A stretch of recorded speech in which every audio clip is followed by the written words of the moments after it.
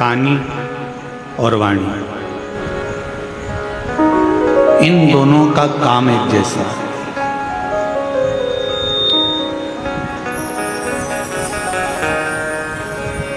पानी अगर गंदा हो गया तो वो पीने के लायक नहीं रहता।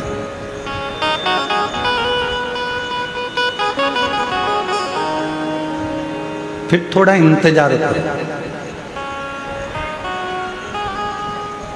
पानी गंदा हो गया तो उसको पी नहीं पाओगे, उसको फेंक दोगे, बेकार हो गया, गंदा हो गया, या थोड़ा इंतजार करो। पानी गंदा होने पर पीने के लायक नहीं रहता और वाणी गंदी होने पर बात करने के लायक नहीं रहती।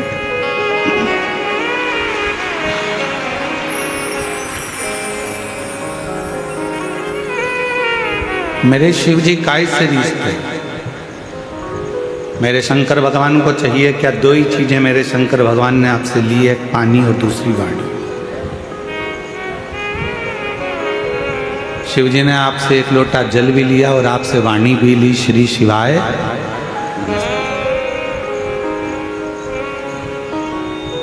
और किसी को रिझाना हो तो यही दो चीज जो शंकर भगवान को चाहिए वही सारी जगत को चाहिए।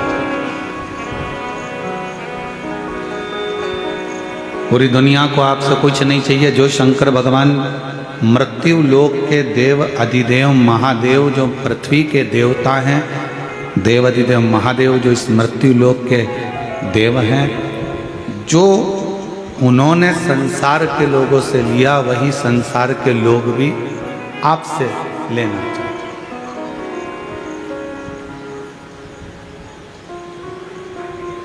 क्या क्या चीज ली है शंकर जी ने आपसे? दो चीजें ली, एक लोटा जल और मुख से निकली हुई वाणी, पानी और वाणी।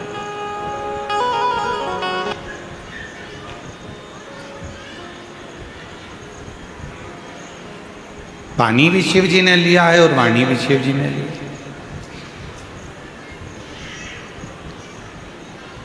अब जगत को क्या चाहिए? जगत के लोगों को क्या चाहिए? जो शंकर भगवान ने आपसे लिया, पानी भी शंकर भगवान ने लिया और वाणी भी ली, उसी तरह संसार के लोगों को भी आपसे कुछ नहीं चाहिए। संसार के लोगों को भी केवल दो चीज चाहिए। एक, कोई अतिथि तुम्हारे दरवाजे पर आए या किसी के प्राण छूट रहे हों तो जरा सा पानी उसको पीने को मिल जाए। अतिथि आए उसका सम्मान पीने के पानी से हो जाए, और अतिथि आए तो आपकी मीठी वाणी से उसका सत्कार हो जाए। बस ये दो चीजें चाहिए, जो शंकर को भी प्रिय है और जगत को भी प्रिय है।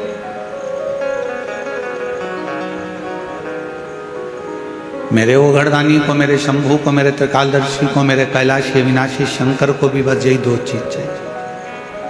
एक श्रेष्ठ तुम्हारी पानी की जो एक लोटा जल लेकर जा रहे हो उसमें आपका भाव शुद्ध हो, निर्मलता का हो, हृदय का हो, भक्ति का हो। और आप जब किसी से मिल रहे हो, भगवान का भजन कर रहे हो, स्मरण कर रहे हो, कीर्तन कर रहे हो, तो आपकी वाणी शुद्ध।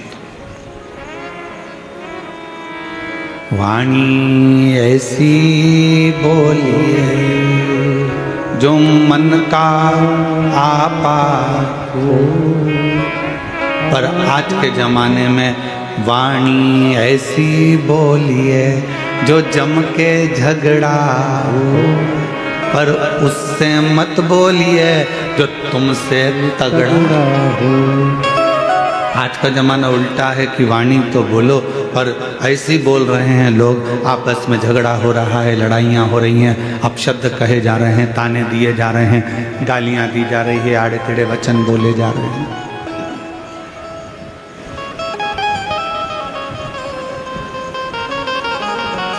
इसमें श्रेष्ठता का भाव कहाँ रह गया?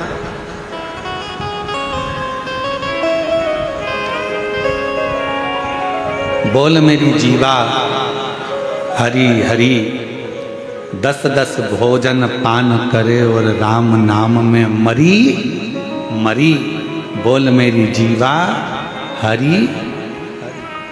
ये जिह्वा एक ऐसी विचित्र है कि भजन का नंबर आ जाता है तो ये जीवान एकदम मौन हो जाती है, और भोजन का नंबर आ जाता है तो चिल्ला चिल्ला कितना अच्छा बना है, आपकी चटनी तो इतनी अच्छी है, आज तो जो भाजी बनी सब्जी बनी इतनी बढ़िया बनी है, आज की खिचड़ी, आज का चावल, आज का पोहा इतना बढ़िया बना, पूछो ही मत।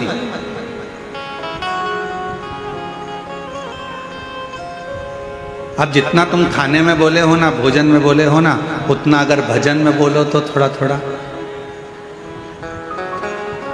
एक नज़ारा रात्रि को देखना निकुंभ में आके, आज नहीं देखो तो कल देखना, कल कथा का चतुर्थ दिवस है, परसों कथा विराम हो जाएगी। कल का कथा का समय तो यही रहेगा 1 बजे से 4 बजे तक, परसों का कथा का समय सुबह 8 बजे से 11 बजे तक हो जाएगा। कल जब कथा का चतुर्थ दिवस रहेगा, विराम दिवस के 1 दिन पहले का दिन कौन सा कहलाता है? जम के बोलो, शिवरात्रि। तो कल तो हो जाएगा कथा का शिवरात्रि का दिन, और परसों के दिन जिस दिन कथा विराम हो रही है उस दिन है प्रदोष, और बाबा की कृपा से उस दिन भी आपको कथा का लाभ का आनंद मिलेगा। शिव तत्व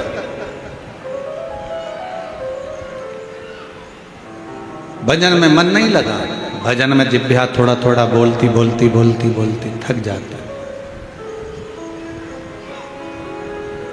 और जिह्वा थकी फिर भगवान का नाम जाप स्मरण नहीं हो पाता।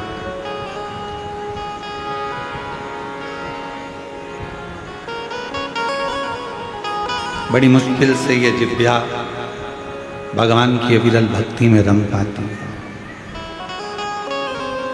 और एक बात और याद रखना, बहुत समझने वाला विषय है इस बात का। निकुंभ की मेरी जीजियों, छत्तीसगढ़ के मेरे जीजाओं, मेरी बेटियों बेटाओं, मेरी माताओं, मेरे भाई, एक बात का स्मरण रखना, जितना जितना तुम भगवान की भक्ति में रमती चली जाओगी, लगती चले जाओगी, थोड़े दिन में भगवान मन में सोचते हैं कि ये बहुत ज़्यादा उपास कर रही है, बहुत ज़्यादा तप कर रही है, बहुत ज़्यादा मंदिर में पोछा लगा रही है, बहुत ज़्यादा झाड़ू लगा रही है, बहुत ज़्यादा मंदिर में रोज रोज आ रही है। तो भगवान क्या करते हैं, धीरे धीरे मन में से अपनी भक्ति को हटाने का प्रयास करते हैं, आपको दूर करेंगे।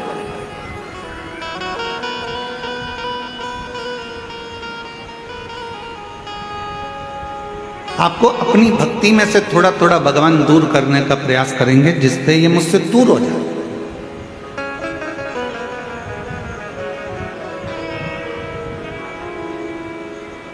पहले भी कथा में काज फिर कह रहा है, बच्चा छोटा सा है, गोदी में है, माँ बच्चे को कब उतारती है? जब वो बच्चा खिलौने से खेलने लगता है। भगवान अपने भक्त को वैभव देते हैं, गाड़ी देते हैं, बंगला देते हैं, धन देते हैं, संपदा देते हैं, सत्ता देते हैं, सब कुछ देते हैं, और धीरे धीरे मेरे भोले बाबा आपको अपने आप से दूर कर लेते हैं। उस समय पर आपको चतुरता चाहिए। आप कितने भी व्यस्त रहो, आप कितने भी मस्त रहो, आप कितने भी काम में लगे रहो, पर मेरे शंकर भगवान का मंदिर मत छोड़ना, मेरे शिव का शिवालय मत छोड़ो, शिव पुराण मत छोड़ो, शंकर का भजन मत छोड़ो, मेरे महाकाल राजा का द्वार मत छोड़ो, मेरे कुबेर भंडारी का स्मरण मत छोड़ो। बहुत व्यस्त रखेंगे वो। और सबसे ज्यादा व्यस्तता कब होती है? जब आपका मंदिर जाने का समय होता है। आपने सोचा कि सुबह टाइम नहीं मिलता तो मैं 10 बजे मंदिर जाऊंगी, तो भगवान सबसे ज्यादा व्यस्त तुम्हें 10 बजे कर देगा। तुमने सोचा कि मैं 10 बजे मंदिर नहीं जाऊंगी, शाम को 4 बजे जाऊंगी, जब सब दुकान चले जाएंगे, बच्चे स्कूल चले जाएंगे, सब अपने काम में लगे, 4 बजे मंदिर जाऊंगी। भगवान इतना व्यस्त कर देगा 4 बजे कि तुम मंदिर नहीं जाओ। फिर तुमने सोचा अब ऐसा नियम बनाती हूँ कि शाम को 7 बजे मंदिर जाऊंगी, सब आ जाएंगे, सबका खाना बना दूंगी, सबको घर में रुक के फिर मैं मंदिर। भगवान ऐसी व्यस्तता लाएगा कि 7 बजे भी तुम्हारा मंदिर का समय छूट जाए, तुम्हें दूर करेगा।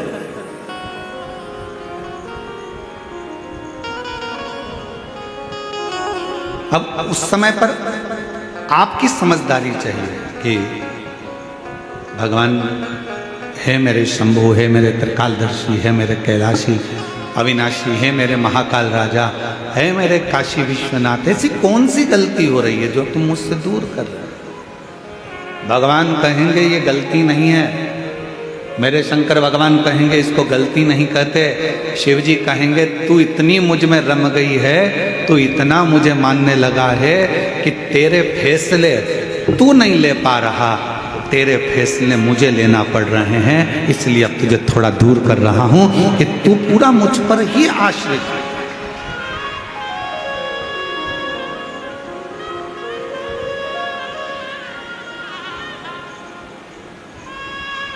तारकासुर था असुर,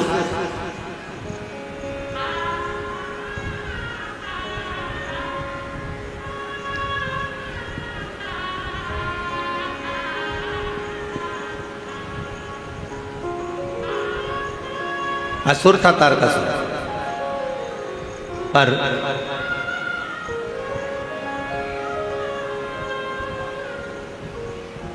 तारकासुर ने अपने बेटों को अपने पास में बुलाया, तारकाक्ष, विदुम्माली और कमलाक्ष की।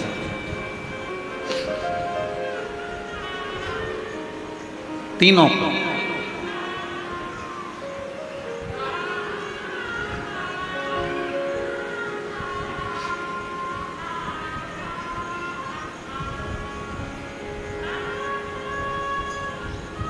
और तीनों को बुलाकर तारकासुर ने अपने तीनों बेटों से कहा कि 3 को कभी मत भूलना। और सुन लो मेरी छत्तीसगढ़ की जीजियों, मेरे छत्तीसगढ़ के जीजाओं, बहुत सावधानी से।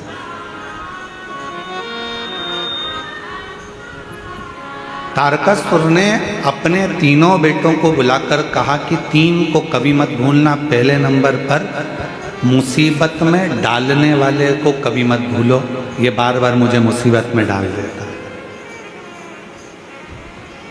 दूसरा, मुसीबत से निकालने वाले को कभी मत भूलो, जो तुम्हें दुख से, तकलीफ से, मुसीबत से निकाल देता है। और तीसरे नंबर का, मुसीबत में साथ देने वाले को कभी मत भूलो, जो तुम्हारे साथ में चल जाए।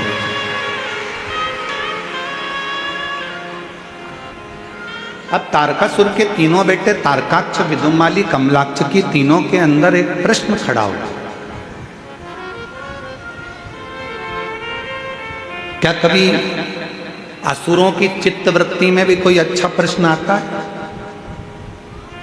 कहा अगर कुछ माता पिता के संस्कार अगर प्रबल हैं तो अच्छे प्रश्न क्यों नहीं आते? तारकासुर के तीनों बेटों के अंदर एक प्रश्न जागृत हुआ।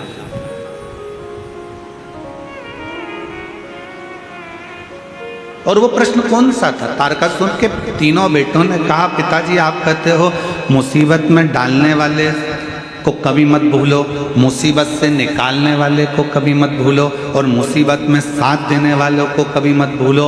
इन तीनों का गुण क्या किसी एक में पाया जा सकता है?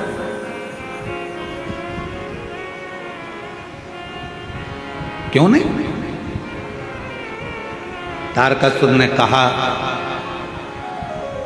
एक देव ऋषि नारद ऐसे हैं जो संपूर्ण जगत के कल्याण के लिए कहीं ऐसा क्रम उत्पन्न कर देते हैं कि व्यक्ति को लगता है कि मैं मुसीबत में, और वही देव ऋषि नारद आकर उसको मुसीबत से निकाल भी देते हैं, और वही देव ऋषि नारद उसको मुसीबत में साथ भी देते रहते हैं, उसको मंजिल तक पहुंचाने का काम। कोई प्रसंग कहा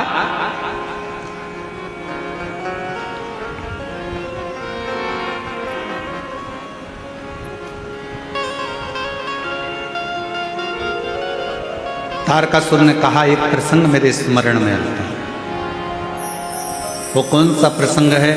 कहा वो प्रसंग है भगवान शंकर के नेत्र से रुद्राक्ष की उत्पत्ति हुई और भगवान शंकर के नेत्र के जल से ही अंधकासुर की उत्पत्ति।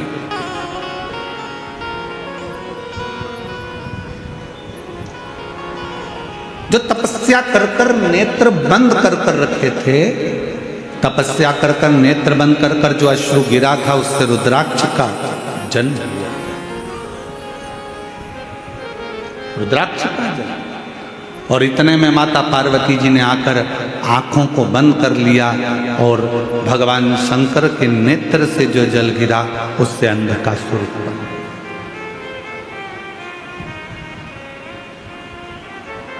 एक तपस्या का जल, एक साधना का जल, एक उपासना का जल, एक मेहनत का जल, एक परिश्रम का जल, एक संघर्ष का जल जो आपके और हमारे शरीर से निकलता है वो साधारण नहीं होगा। आज पूरा विश्व 21 जून को योग दिवस मना रहा है। पूरा विश्व मना रहा है।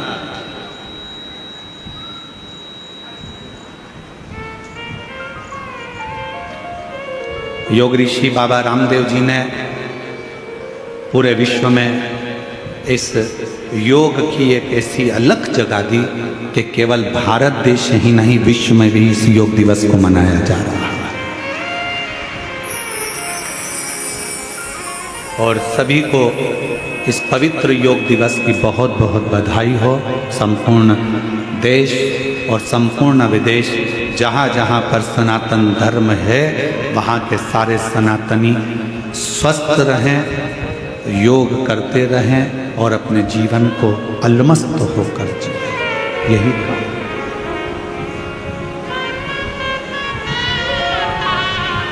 क्या ये तीनों क्रम? तारकासुर से तारकाक्ष ने पूछा, विदुमाली ने पूछा, कमलाक्षकी ने पूछा, क्या ये तीनों क्रम एक व्यक्ति में है? नारद जी में।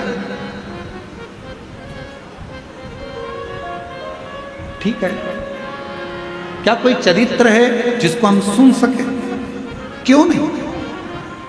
एक पवित्र चरित्र तारकासुर ने सुनाया।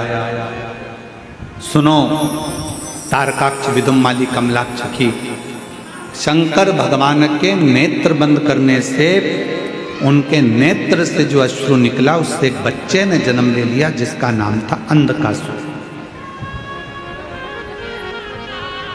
पार्वती जी ने उसको गोदी में ले लिया। अब बच्चा अगर जन्म लिया है, बच्चा अगर रो रहा है तो बच्चे को पार्वती जी ने अपनी गोदी में लिया।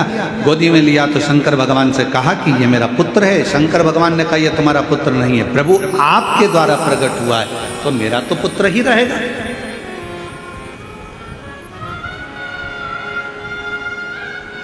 यदि आपके द्वारा अगर प्रकट हुआ है तो ये तो मेरा पुत्र है। भगवान शंकर ने मना करा, इसको समुद्र में फेंक दो। पार्वती जी ने अंधकासुर को समुद्र में डाल दिया। हिरण्याक्ष ने उसको पाल पोस कर बड़ा करा और हिरण्याक्ष ने पाल पोस कर बड़ा करा। उसको जब बड़ा करा, समय आया, वराह अवतार के रूप में भगवान श्री हरि ने, नारायण ने उस हिरण्याक्ष का वध कर दिया। अब जरा ध्यान देना कि नारद जी ने वो क्रम कैसे करे। नारद जी पहुंचे अंधकासुर के पास और अंधकासुर से कहा कि तुमने जिंदगी में कभी तप करा? जीवन में तुमने कभी साधना करी है, कभी आराधना करी है, कभी तप करा? नहीं। अंधकासुर को भगवान देव ऋषि नारद ने तप में लगा दिया और ब्रह्मा जी से वर मांगा कि मैं कहीं ना मरूं, ऐसा वर मुझे दे दीजिए।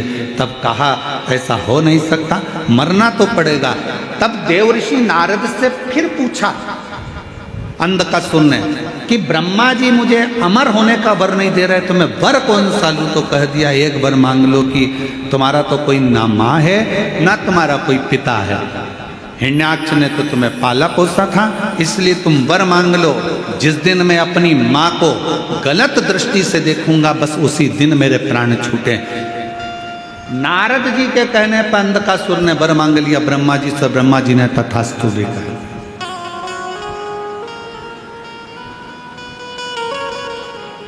अब तथास्तु तो कह दिया,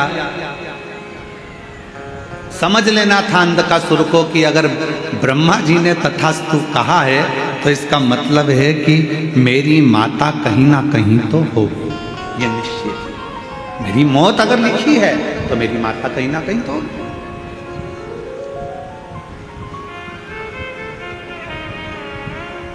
दे दिया भाई। और समय आया,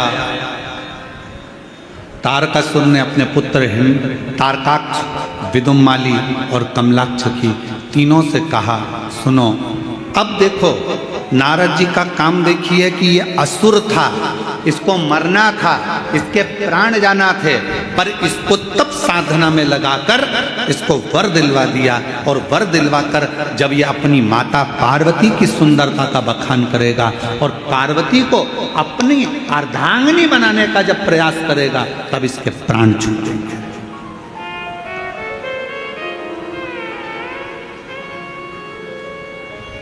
और समझाया देवऋषि नारद ने। ऐसा नहीं कि देवऋषि नारद समझाते नहीं है, नारद जी का काम है समझाना, ज्ञान देना। एक विद्वान संत, साधु, सन्यासी, तपस्वी, साधक, उपासक की एक क्रमता होती है कि वो समझाने का प्रयास करते, पर तुम्हारी बुद्धि में बैठे तब तुम्हें समझ में आए। महाराज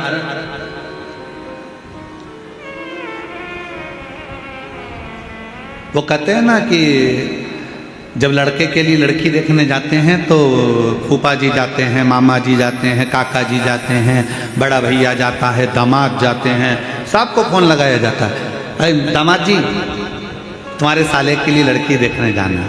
अच्छा। अरे मामा जी तुम्हारे भांजे के लिए लड़की देखने जाना। फूफा जी तुम्हारे भतीजे के लिए लड़की देखने जाना। चलो अब सबको ले जाकर लड़की वालों के यहाँ बिठा दिया और लड़की वालों के यहाँ पर लड़की चाय की ट्रे लेकर आई। तो जितने भी देखने गए थे ये सब आपस में मन में विचार करने लगे कि हम हमारे साले के लिए लड़की देखने के लिए आए हैं, हम हमारी भांजे के लिए लड़की देखने आए हैं, हम हमारे भतीजे के लिए लड़की देखने आए हैं। सब की सब जितने लड़की देखने गए थे सब ने विचार करा, अपना ही निर्णय गड़बड़ हो गया था, तो फिर भांजे का निर्णय कैसे ले पाएंगे।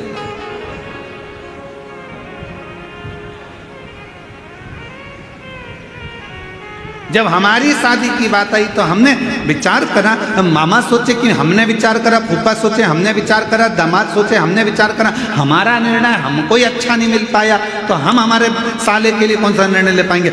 ये विचारणीय हो जाता है।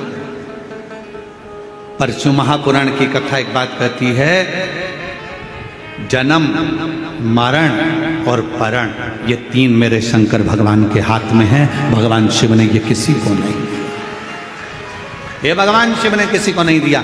जन्म कब होना है, कहाँ होना है, कैसे होना है, कितनी बजे होना है, ये निश्चित स्वयं देवाधिदेव महादेव करते हैं। मरण, मृत्यु कहाँ होना है, किस जगह पर होना है, भले तुम कहीं पर भी रहते हो पर तुम्हारी मौत जहाँ लिखी होगी, जब लिखी होगी, जिस जगह पर लिखी होगी, जिस घड़ी में लिखी होगी, उस घड़ी में, उस पल, उस समय में मृत्यु तुमको लेकर चली जाएगी। और अगर तुम्हारी मौत नहीं लिखी है तो चाहे दुनिया के लोग मृत्यु के घाट उतर रहे हों, बाबा भोलेनाथ उस व्यक्ति को कैसे भी काल के पंजे से निकाल कर बाहर ले आएंगे, कोई बच जाएगा और मालूम पड़े बाकी के मर जाए।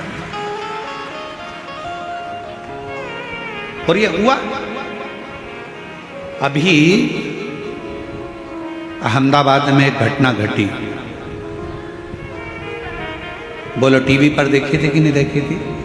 अरे जम के तो बोलो, देखी थी। अहमदाबाद में घटना घटी, कितना अच्छे अच्छे सब अपने अपने भावों से जा रहे थे, सबके हृदय में भगवान समाहित था, सबके हृदय में शिव था। फ्लाइट में बैठ भी गए, फ्लाइट उड़ भी गई। उस कैंपस में मेडिकल कॉलेज के जो बच्चे थे वो भोजन कर रहे थे, उनको क्या मालूम था कि हमारी मौत यहाँ लिखी है, हमारी मृत्यु यहाँ लिखी है। वो फ्लाइट में उड़ने वालों को क्या पता था कि हमारी मृत्यु यहाँ लिखी है? किसको मालूम?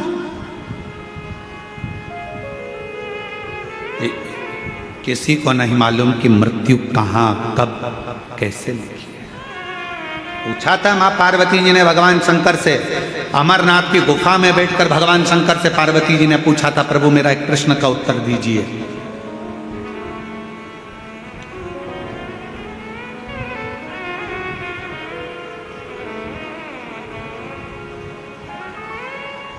मृत्यु की तिथि, मृत्यु का समय, मृत्यु का पल, मृत्यु की घड़ी कब लिखी जाती? थोड़ा ध्यान देना, पूर्व में क्या हुआ है, तुमने कितना कमाया, कितना गमाया, पूर्व में क्या तुम्हारे पास था, क्या नहीं था, ये बताना सरल है, पर आने वाला समय क्या कह रहा है, कितने दिन जियोगे, कब चले जाओगे, कब आखिरी श्वास होगी, कब भगवान का भजन कर रहे होगे, कब प्राणों को त्याग रहे होगे, ये बताना कठिन है, बहुत कठिन। कोई कितना भी विद्वान संत बन जाए, कोई कितना विद्वान साधु बन जाए, कोई कितना विद्वान सन्यासी बन जाए, कोई कितना भी बड़ा महाराज बन जाए, वो बता नहीं सकता। याद रखना, सबसे पहला दर्शन करने के लिए मेरे शंकर भगवान राम जी के दरवाजे पर गए थे। मां कौशल्या जी की गोद में से राम जी को गोद में लेकर दर्शन किया था। क्या मेरे शंकर भगवान को नहीं मालूम था कि राम जी को 14 वर्ष के लिए वनवास जाना पड़ेगा? मेरे राम जी को मालूम था। क्या मेरे राम जी को नहीं मालूम था कि सीता जी का परित्याग करना पड़ेगा? मेरे शंकर भगवान को मालूम था। पर मेरे शंकर भगवान ने ये सब कुछ देखा, पर भविष्य नहीं बताया कि आने वाले समय में तुम्हारे साथ क्या होने वाला है।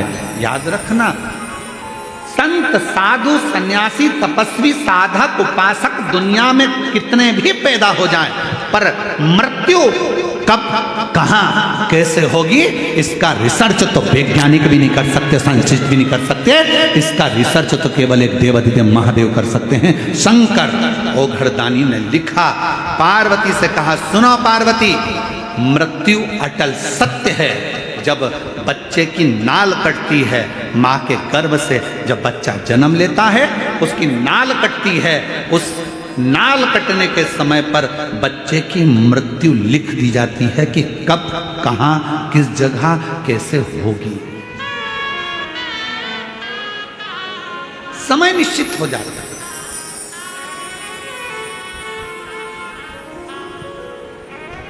स्वामी विवेकानंद जी का प्रसंग याद कर लीजिए। स्वामी विवेकानंद जी ने रामकृष्ण परमहंस जी से पूछा था कि व्यक्ति को भगवान का नाम कब लेना चाहिए। रामकृष्ण परमहंस जी ने कहा था, मरने के 1 मिनट पहले। मरने के 1 मिनट पहले भगवान का नाम लेना चाहिए। तो रामकृष्ण परमहंस जी से स्वामी विवेकानंद जी ने पूछा कि मालूम कैसे पड़ेगा कि मरना कब है? तो रामकृष्ण परमहंस ने कहा, जब तुम्हें मालूम ही नहीं है कि मरना कब है, तो हर पल, हर मिनट, हर क्षण भगवान का नाम लेते रहो। कौन सा क्षण आखिरी होगा, किसको मालूम है? कौन सा क्षण?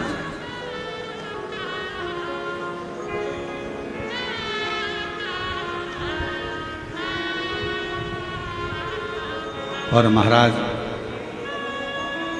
अंत समय प्रभु आना पड़ेगा, वचन दिया तुम्हें मानना पड़ेगा। आए ना आए प्रभु कुटुंब कबीरा, अंत समय प्रभु आना पड़ेगा, वचन दिया तो निभाना पड़ेगा।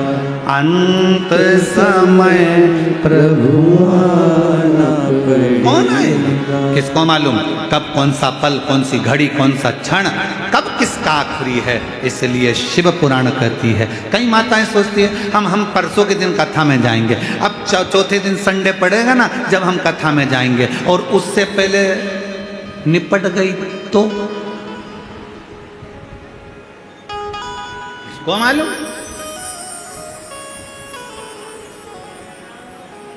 अरे अभी सावन में अपने यहाँ कथा होगी ना, तब हम सुन लेंगे। हमने सोचा है सावन के महीने में हमारे पास में ही कथा होगी, तब हम सुनेंगे।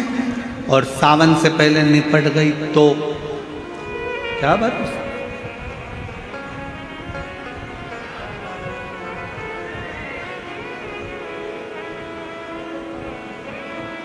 बहुत कठिन, बहुत कठिन। खूब भगवान का नाम ले, खेत में काम करो, धान बो, अपनी मेहनत को पीछे मत हटो, परिश्रम पूरा करो।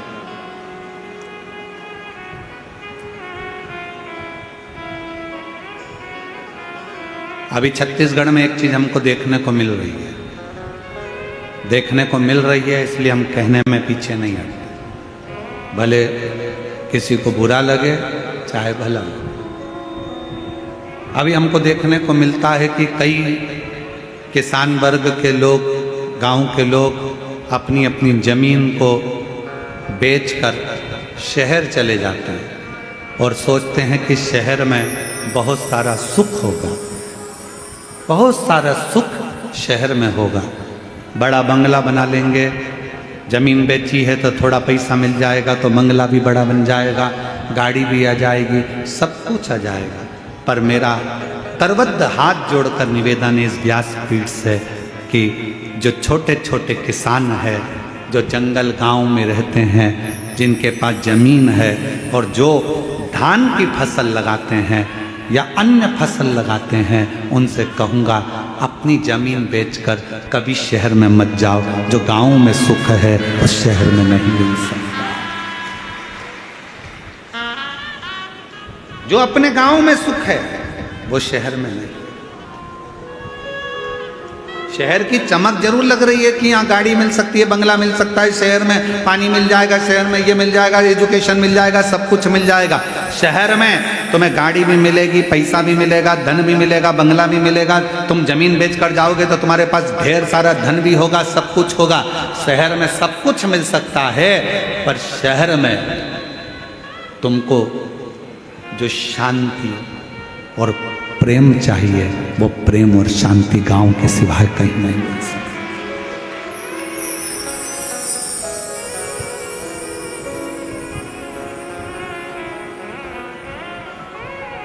कितना अंतर है शहर और गांव में।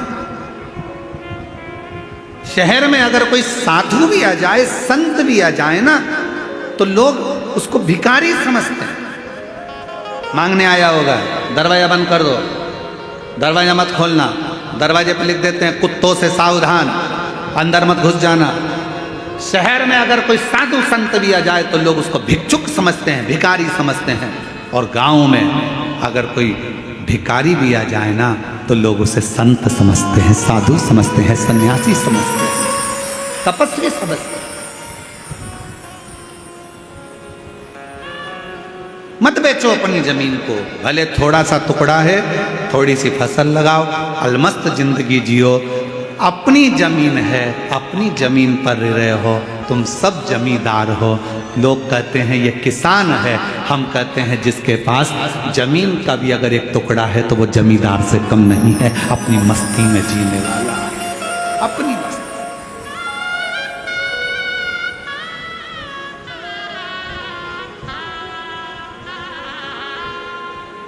थोड़ा अलमस्त रहो। अपने जीवन को जितना प्रसन्नता में जीने का एक लक्ष्य बना सकते हो, वो छोटे से गांव में ही बना सकते हो।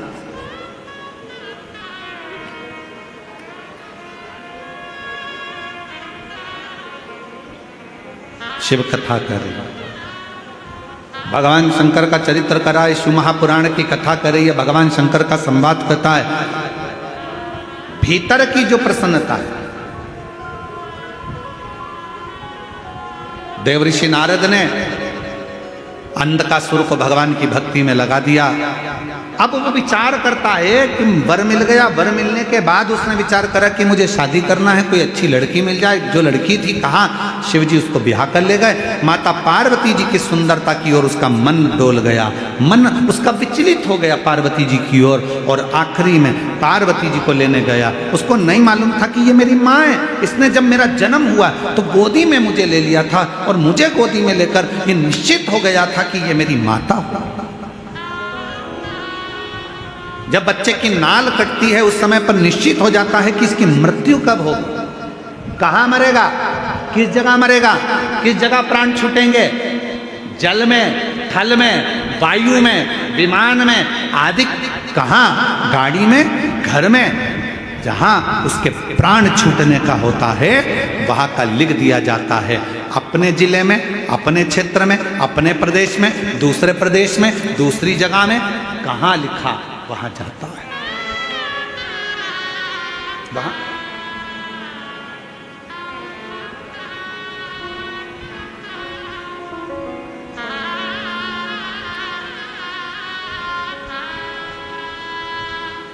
इसलिए शिव पुराण कहती है जितना समय मिले, ये मत सोचना अगली कथा जब छत्तीसगढ़ में होगी ना तब मैं कथा सुनने के लिए जाऊंगी। नहीं नहीं नहीं, काल करे सो आज करे सो पल में प्रलय हो जाएगा, शिव पुराण सुनेगा। आज मिला है मैं, चल पहुंचो। बहुत सारे प्रश्न हैं दुनिया की दृष्टि में, बहुत प्रश्न। एक बहन ने एक प्रश्न लिखा कि गुरुजी हम हमारे नर्मदा जी का दर्शन करने के लिए हम जबलपुर के पास बेड़ा घाट गए, वहाँ से हम शंकर जी का छोटा सा शिवलिंग लेकर आ गए, हम उसकी प्राण प्रतिष्ठा करे बिगर हम उसका पूजन कर रहे हैं, हमारे पास में प्रतिष्ठा का पैसा नहीं है, हम उसकी आराधना कर रहे हैं, क्या हमें पुण्य मिलेगा? क्यों नहीं मिलेगा? लिंग पुराण में, शिव महापुराण में, नर्मदा पुराण में, स्कंद पुराण में सब में तो वर्णन किया कि मां नर्मदा जी के जल से अगर कोई कंकर भी निकलता है तो वो शंकर है। उस शंकर की प्रतिष्ठा की जरूरत नहीं होती, वो अपने आप में प्रतिष्ठित होता है। आप उसकी आराधना करिए, कौन मना कर रहा है? आप उसके जल चढ़ाओ, पूजन करो, आराधना करो।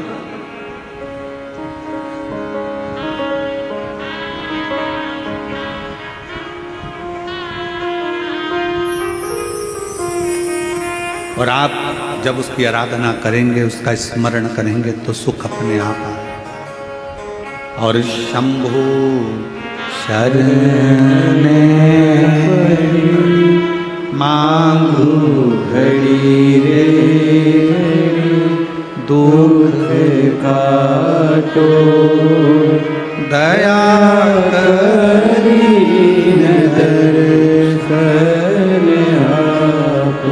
बहुत सारे प्रश्न हैं। गुरु जी हम क्या भगवान का नाम ले सकते हैं? हम रजस्वला धर्म में हैं, क्या भगवान को पुकार सकते हैं? द्रौपदी का चरित्र कहता है कि द्रौपदी रजस्वला धर्म में थी, दुशासन बाल खींच कर लेकर गया, भरी सभा में खड़ा कर दिया, चीर खींचने लगा। आखिरी में द्रौपदी ने अपने गुरु जी से पूछा, गुरु द्रोणाचार्य से कहा, गुरुदेव कोई नहीं बचा रहा, मेरे पति नहीं बचा रहे, मेरे काका ससुर, काकी सास बैठी, अंधकार यहाँ पर धतराष्ट्र गांधारी बैठे, वो नहीं बचा रहे, कोई बचाने को तैयार नहीं है, भीष्म पितामह नहीं बचा रहे। गुरुदेव आप बताओ मैं क्या करूं? तब गुरु जी ने कहा, एक काम कर, वो द्वारका नाथ को पुकारना प्रारंभ कर दे।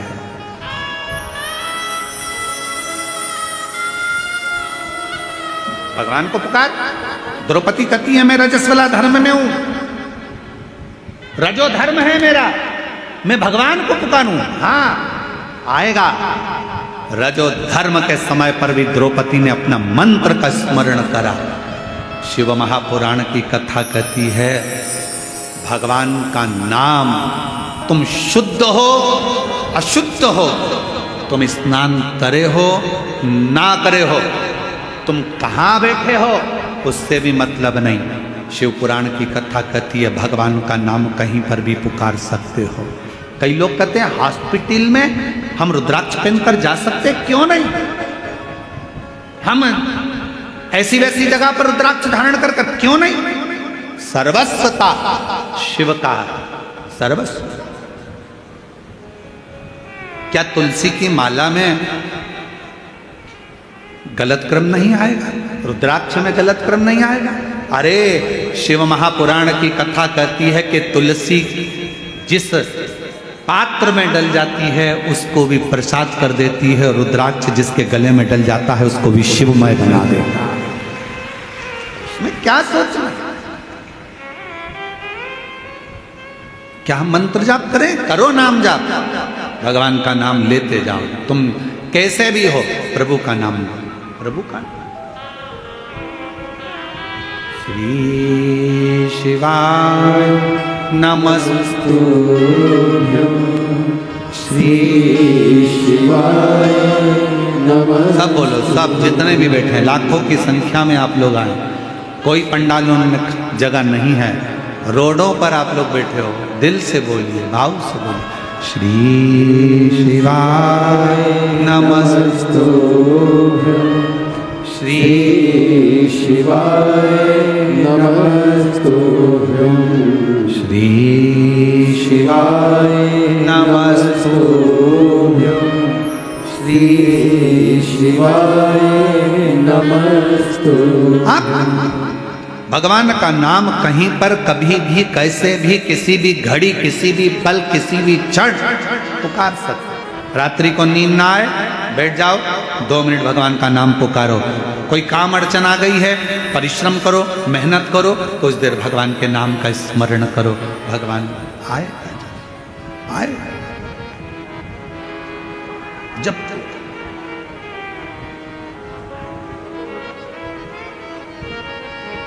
तब कहाँ कैसे प्राण जाएंगे कोई भरोसा नहीं।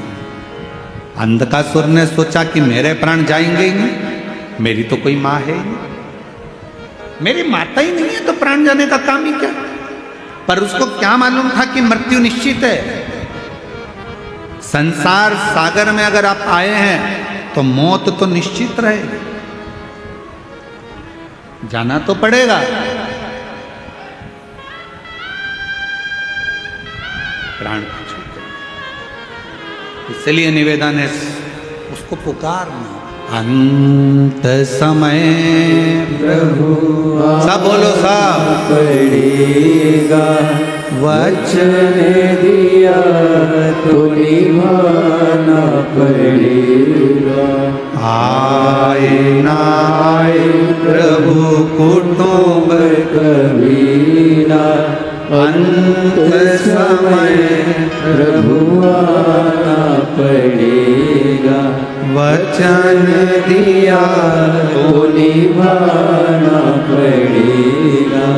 अंत समय प्रभु आना पड़ेगा। पुकारते रहो, वो आएगा जरूर। उसको जपते रहो, वो सुनेगा जरूर, आएगा।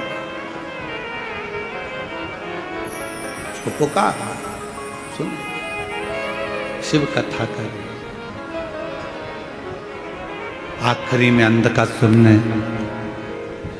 पार्वती माता पर गलत दृष्टि दे दी और उसके प्राण चले गए।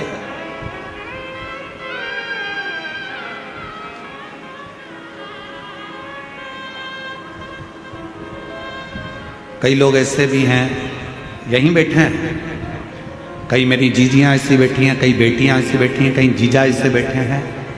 उनके मन में हमेशा एक बात आ जाती है, ए गुरुजी, हमने भगवान को ऐसे ऐसे कर लिया, गलती हो गई। अब जैसे कल कथा सुनी तो कहा कि गुरुजी आपने बताया कि जिस दिन व्रत होता है उस दिन बेलपत्र नहीं तोड़ना चाहिए, और हमने पुराने समय में हमने पशुपति व्रत करे, हमने तो उसी दिन बेलपत्र तोड़ लिया, तो हमने गलती कर दी। आपको मालूम नहीं था, आपके स्मरण में नहीं था, आपको याद नहीं था।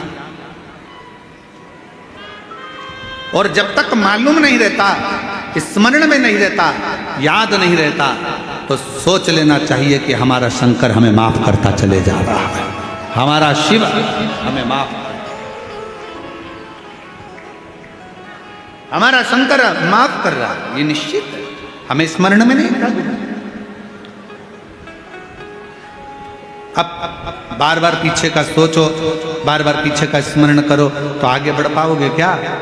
अरे बोलो तो जम के, बढ़ पाओगे नहीं। अरे ऐसा हो गया, अरे वैसा हो गया, अरे ये हो गया, अरे वो हो गया, बार बार पीछे का याद कर।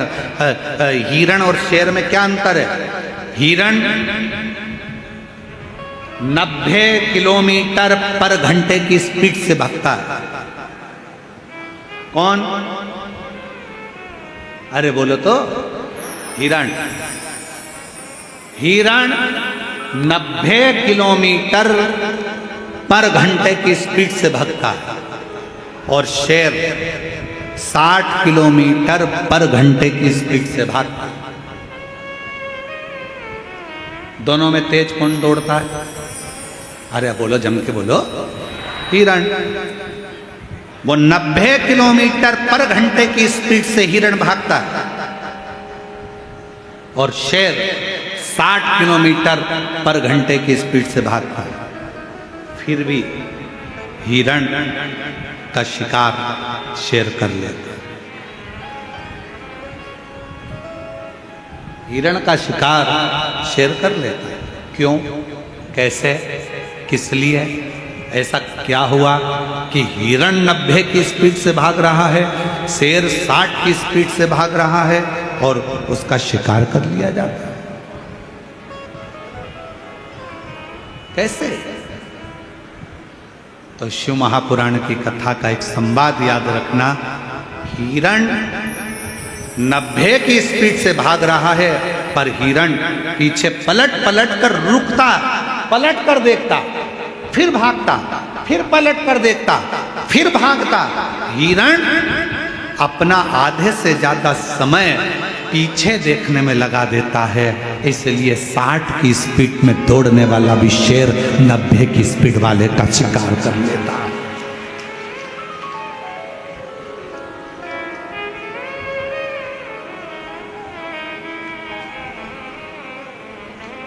पलट रहा है, पीछे देख रहा है, पीछे, फिर पीछे देखा, फिर पीछे देखा, फिर पीछे देखा, फिर पीछे देखा, तो शेर ने उसका शिकार कर लिया। 90 की स्पीड में भाग रहा था हिरण, पर 60 वाले ने 90 वाले का शिकार कर लिया।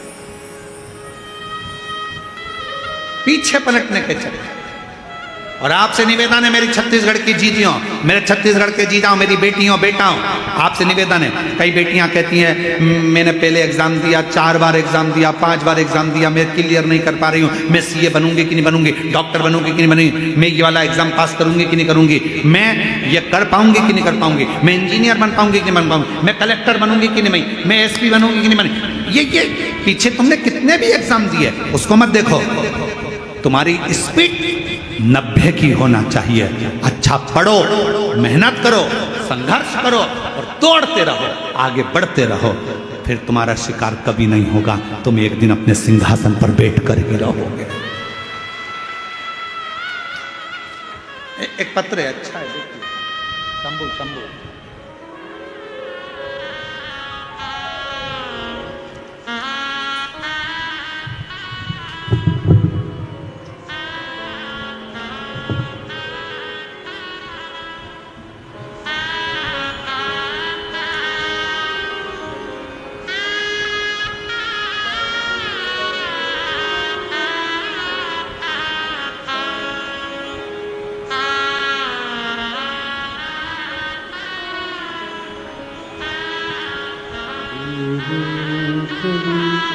दुख काटो दया करी न दर्शन आपो, शंभो शरण पड़ी मागो घड़ी रे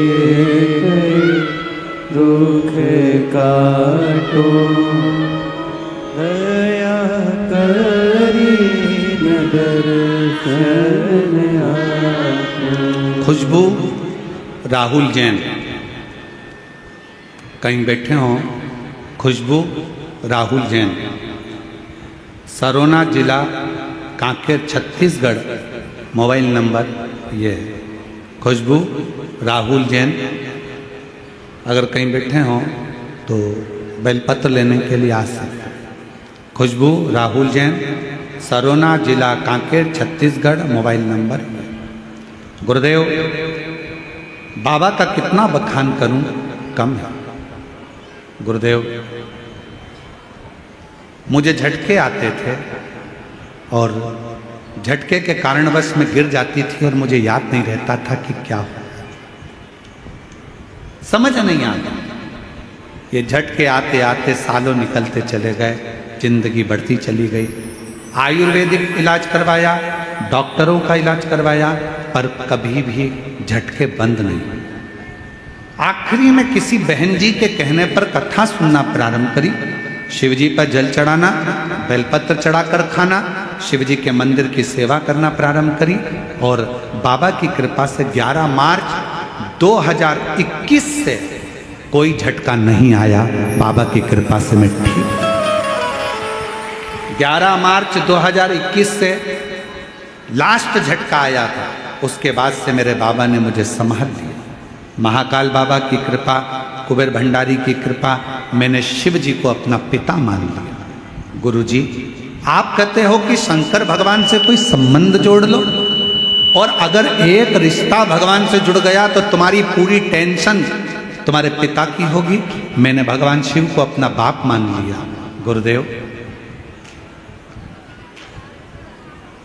मेरे 2 बच्चे हैं, सोचती हूँ कि अपने बच्चों के लिए और अपने परिवार के लिए कुछ करती रहूँ, जिससे मेरा परिवार में कहीं धन की कमी ना हो। मेहनत आप कहते हो पूरी करो। मैंने भी एक दिन एकांत में बैठकर विचार करा कि मैं क्या करूं। शिव जी के हाथ छोड़ दिया। मेरे पिताजी जैसा मार्ग बताएंगे मैं करूंगा। और बाबा की कृपा से एक दिन बैठी थी, एक साड़ी में फाल लगाने को आ गई। फिर मैंने ब्लाउज सिलना प्रारंभ करा, फिर मैंने बड़ी बनाना प्रारंभ करा, फिर मैंने पापड़ बनाना प्रारंभ करा, फिर मैंने चिप्स बनाना प्रारंभ करा। और आज बाबा की कृपा से अच्छा व्यापार मेरे शिव रूपी पिता के हाथ से चल रहा है और मैं अच्छा आनंद के साथ कार्य कर रहा हूं। किसके आश्रित होकर? शिव के आश्रित, शंकर के आश्रित। एक पत्र और देखो, पद्मा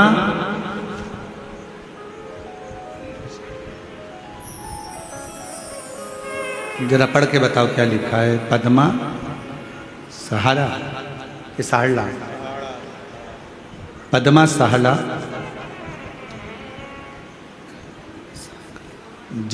जामसार कला थाना डोंगर गांव से हूँ। कहीं बैठी हों तो हाथ हिला सकती हैं। पद्मा सहारा, जामसारा कला थाना डोंगर गांव से हूँ। बाबा, व्यासपीठ को प्रणाम करती हूँ। गुरुजी, मेरे भोले बाबा की माला का वर्णन करूँ, उसकी स्मरण करूँ। बहुत गरीब थी गुरुदेव, कभी कभी तो 2 दिन भूखा ही रहना पड़ता था। जरा पत्र को आप लोग पढ़ेंगे तो आपको स्मरण में आएगा। बहुत गरीब थी, कभी कभी 2-2 दिन भूखा रहना पड़ता था।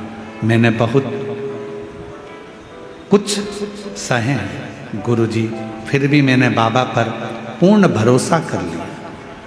आप कहते हो शिव जी को छोड़ना नहीं, मुझे लगता है दिल से अगर शंकर भगवान को पकड़ा तो शंकर भी हमको नहीं छोड़ते हैं गुरुदेव। हमने शिव को पकड़ लिया, विश्वास करना आपने सिखा दिया। आपने कहा कि मेहनत, परिश्रम, संघर्ष और शंकर का भरोसा कभी नहीं छूटता। बस वही मन में था। गुरुदेव, मेरा बड़ा बेटा नौकरी में लग जाए, मैं बाबा से प्रार्थना करती थी। मेरे छोटे बेटे की आंख से दिखाई नहीं देता, आंखें कमज़ोर थी। मैं बाबा से प्रार्थना करती कि बाबा मेरे बेटे की नौकरी लग जाए और मेरे बेटे को दिखना प्रारंभ हो जाए। उसकी आंखों में दिखाई नहीं देता, बहुत परेशान, करूं तो करूं क्या।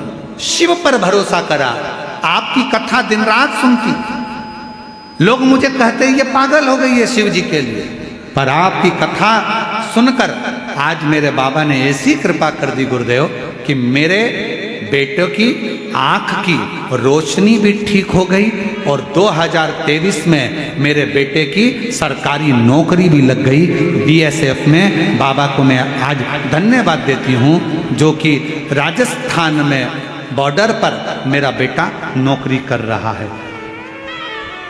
बॉर्डर राजस्थान में बीएसएफ की नौकरी पर आज मेरा बेटा है। मेरे शिव की कृपा से आंखें भी ठीक हुई और नौकरी भी। क्या देता है शिव, क्या प्रदान करता है शंकर? मेरा उघड़दानी, मेरी जीजियों, आपको लगता होगा कि यह लाखों की भीड़ आती है, लाखों की जनता शिव महापुराण की कथा सुनने आती है, पर ईमानदारी से बोलना, अगर मेरा शंकर आपकी झोलियों में खुशियां नहीं देता तो क्या तुम ये शिव महापुराण की कथा में जाते क्या?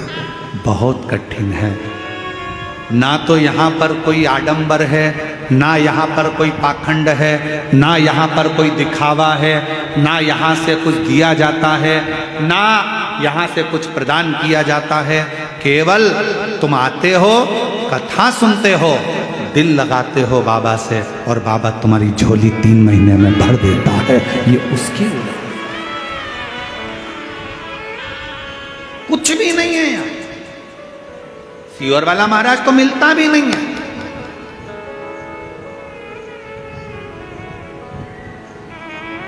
हम आपसे मिलते भी नहीं है और नहीं मिलने का कारण केवल एक है कि भगवान को भगवान रहने दो, इंसान को भगवान मत बनाओ, इसलिए नहीं मिलते आपसे। कई लोगों के मन में आ जाएगा सीहोर वाले महाराज जी से मिल लें हम, भगवान ऐसा कृपा कर दे, महाराज जी हाथ रख दे, महाराज जी ऐसा। ना ना ना ना, आप भगवान को भगवान रहने दो, इंसान को भगवान मत बनाओ। आज के ज़माने में ढेर सारे भगवान बन के बैठे हुए हैं, ढेर सारे। कोई क्या हमारे पास आओ हम तुम्हारा कल्याण कर देंगे, कोई क्या हमारे पास आओ हम तुम्हारा कल्याण कर देंगे।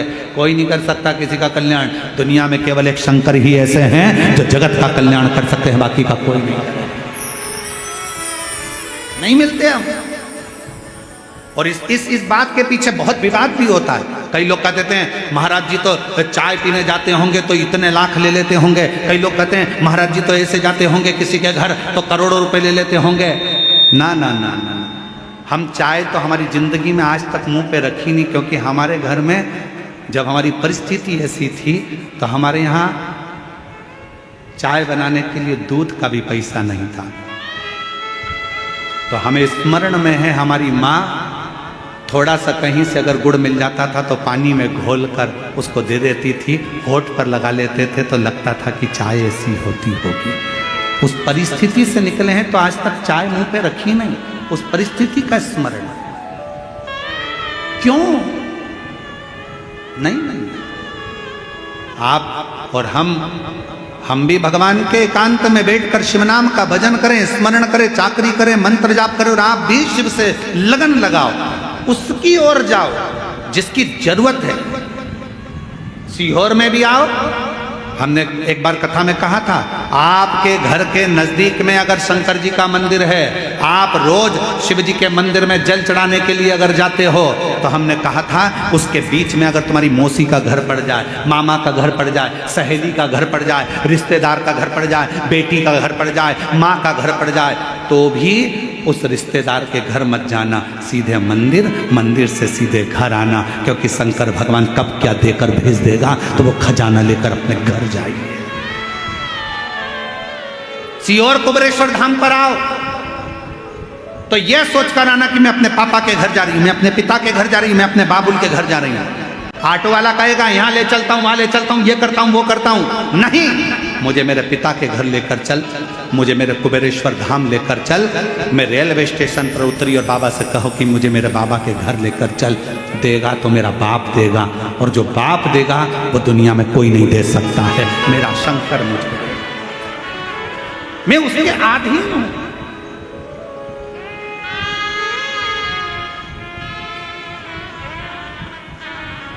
रिश्ता तेरा मेरा सबसे प्यारा, रिश्ता तेरा मेरा सबसे प्यारा।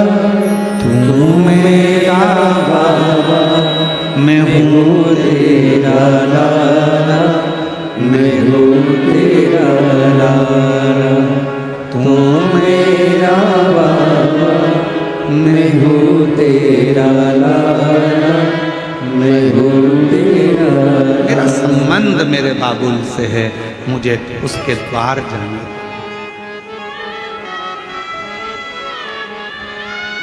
एक हमारे शैलेंद्र भाई बहुत अच्छा एक देवी का स्मरण भजन गाते हैं। वो स्मरण में आता है कि अब ना रोको ना रोको माँ के द्वार जाने दो। अब ना रोको ना रोको माँ के द्वार जाने दो। माँ के द्वार जाने दो, माँ के द्वार जाने दो। अब न रोको न रोको माँ के द्वार जाने दो। अब न रोको न रोको माँ के द्वार जाने दो। एक बार जाने दो मुझे, एक बार जाने दो। एक बार जाने दो मुझे, एक बार जाने दो। ना रोको ना रोको माँ के द्वार जाने दो।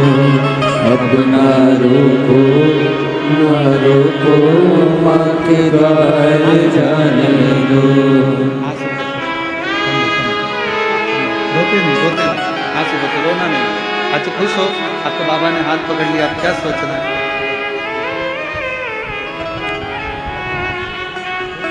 रोते नहीं, खुश हो। बाबा बुलाए। खुशबू जैन, जिसने शिव पर भरोसा कर कर बाबा ने हाथ पकड़ा और बाबा की कृपा से आज अग्रणी है। अब ना रोको रोको माँ के द्वार जाने दो।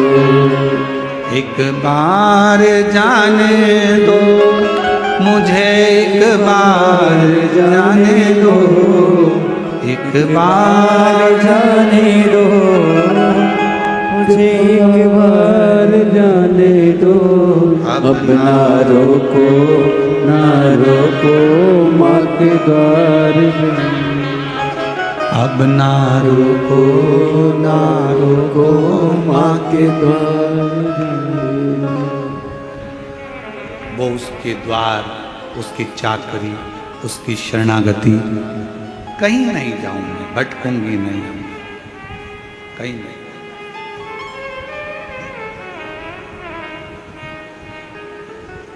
उससे कहूं दिल की बात, भटकूं ना।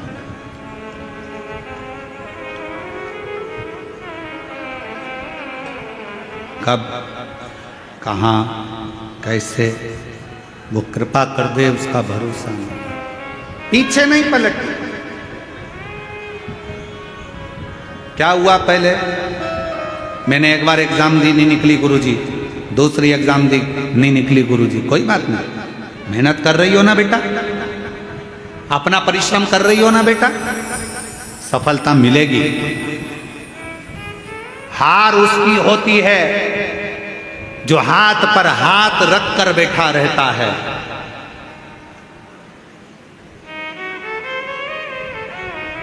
हार उसकी होती है जो हाथ पर हाथ रख कर बैठा रहता है। मेहनत करने वाला तो एक दिन विजय प्राप्त कर कर ही रहता है। मिलेंगे। तुम्हारे गांव में, तुम्हारे शहर में अगर कोई बहुत छोटा है, बहुत गरीब बड़ा है ना, उस पर कोई ध्यान नहीं देगा। बहुत गरीब बड़ा है, बहुत छोटा है, उस पर कोई ध्यान नहीं देगा। पर वही व्यक्ति अगर बड़ा हो गया, वही व्यक्ति धनपति हो गया, वही व्यक्ति विद्वान हो गया, उसी को लोग पूछने लगे, उसी को लोग जानने लगे, तो लोग फिर ताना भी देना प्रारंभ करें। छोटे हो, छोटे बने रहोगे, कोई ना पूछेगा, छोटे हो कोई ना ध्यान देगा, पर जैसे ही तुमने पद प्रतिष्ठा यश वैभव प्राप्त करा, आपके ऊपर ताने भी लगेंगे, गाली भी लगेगी, अपशब्द भी लगेगा।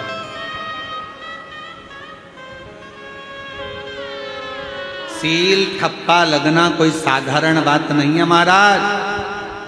डिग्री प्राप्त करना कोई साधारण बात नहीं है महाराज। सील ठप्पे लगना कोई साधारण बात नहीं है। मीराबाई के जीवन में सोचो, सांप का पिटारा आया, शेर के सामने जंगल में छोड़ दिया।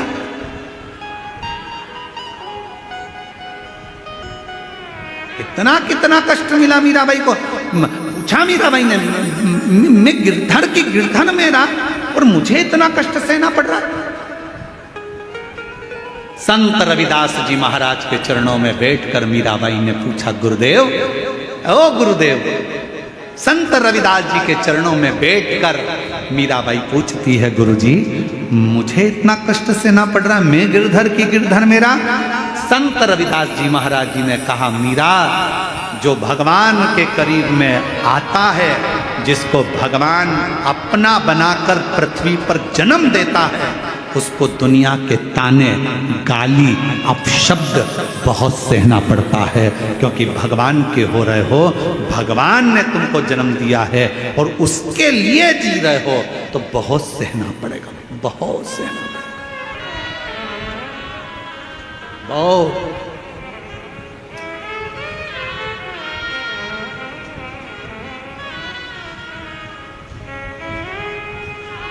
बहुत फिर भी हार ना मानो।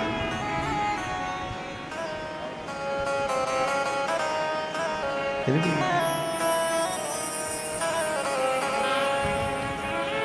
बस उसकी भक्ति में एक विश्वास, एक विश्वास।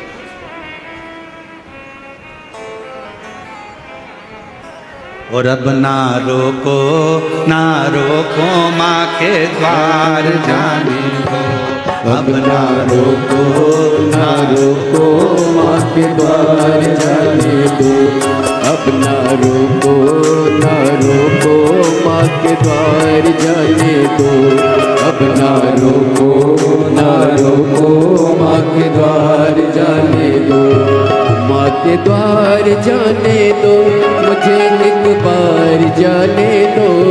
माँ के द्वार जाने दो, मुझे एक बार जाने दो। माँ के द्वार जाने दो, मुझे एक बार जाने दो। माँ के द्वार जाने दो, मुझे एक बार जाने दो। अब ना रोको माँ के द्वार जाने दो। अब ना रोको माँ के द्वार जाने दो। अब ना रोको माँ के द्वार जाने दो। अब ना रोको माँ के द्वार जाने दो।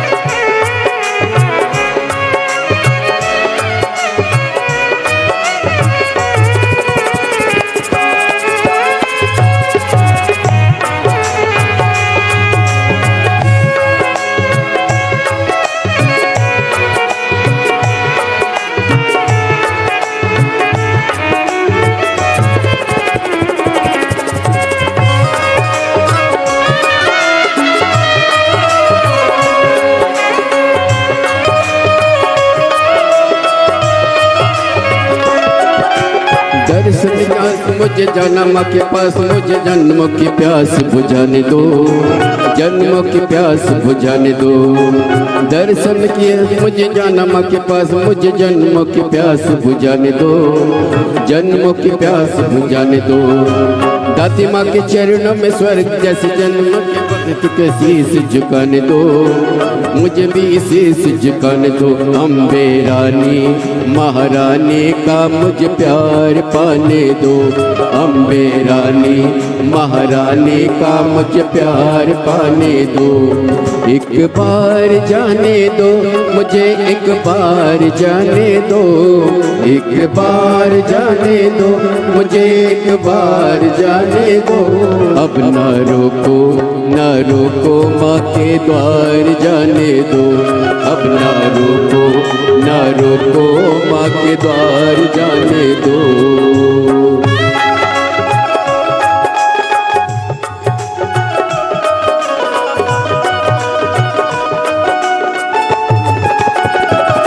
जय हो।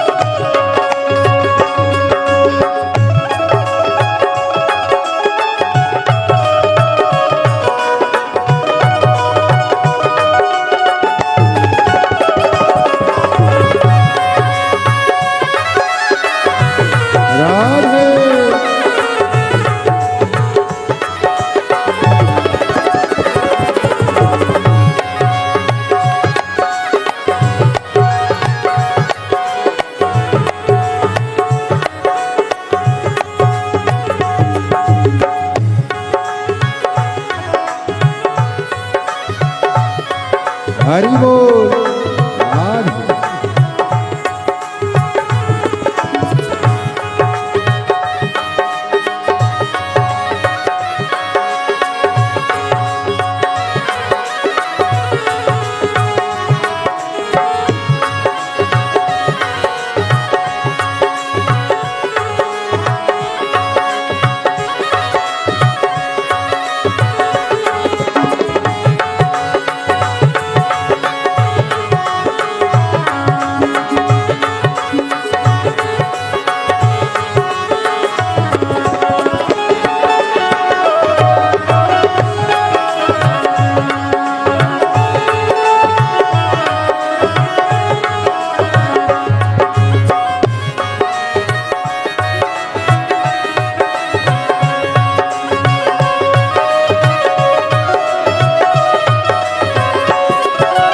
भरे भंडारों से सच दरबारों से सबकी भरती है झोलिया, सबकी भरती है झोलिया।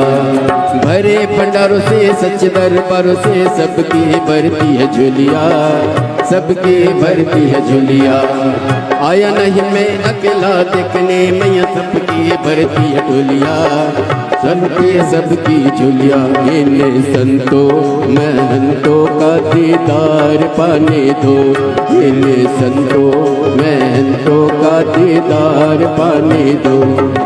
एक बार जाने दो मुझे, एक बार जाने दो, एक बार जाने दो मुझे, एक बार जाने दो।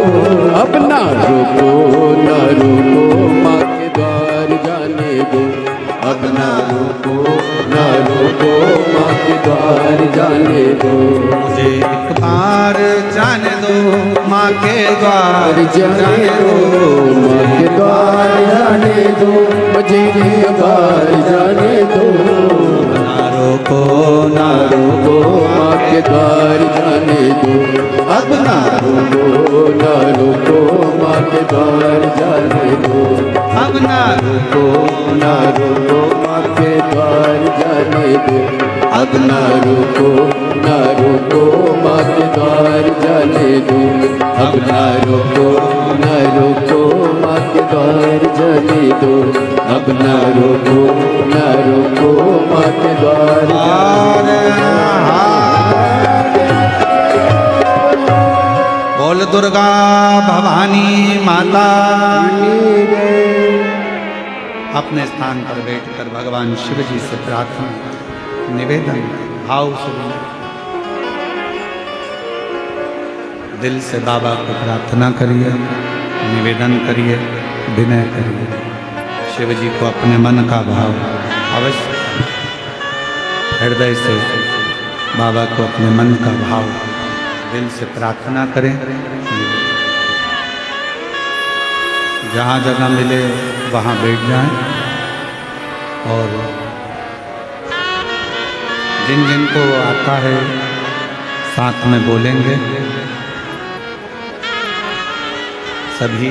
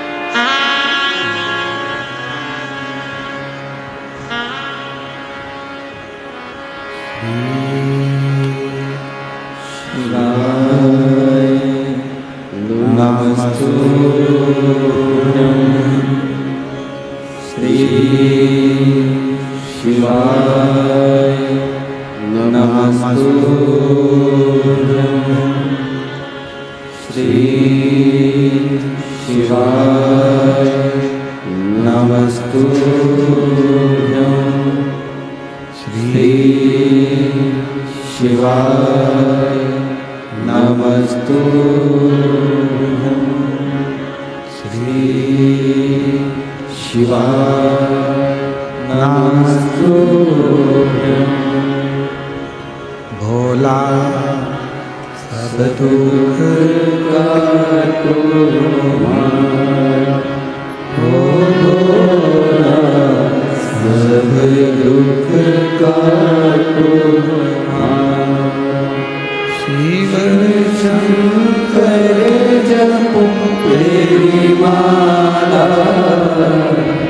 भोले बाबा जपो तेरी माला भोला सब दुख काटो हमारा भोला सब दुख काटो हमारा। वैष्णव मंगल मंगलकारी वैष्णव मंगलकारी शमशान वासी हमारा शमशान वासी हमारा भोला सब दुख काटो हमारा भोला सब दुख काटो हमारा।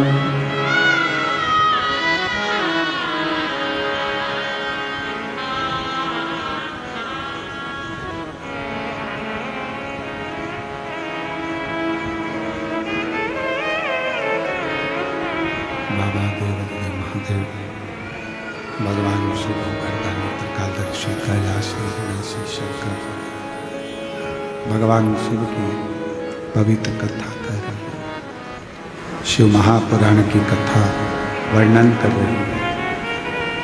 शिव तत्व कह रहा है।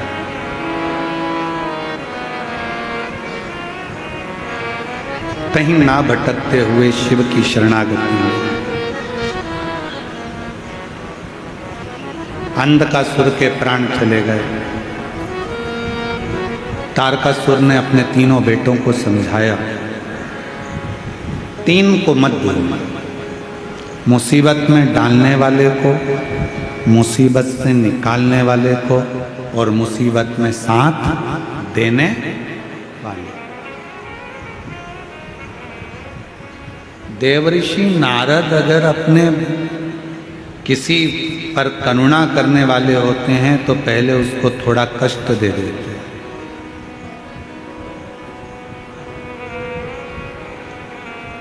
फिर उसको मुसीबत में से निकालने के लिए तब साधना बता देते हैं, फिर उसका हर पल हर क्षण साथ देते हैं। बहुत प्रश्न है, संसार में प्रश्नों की कमी नहीं है।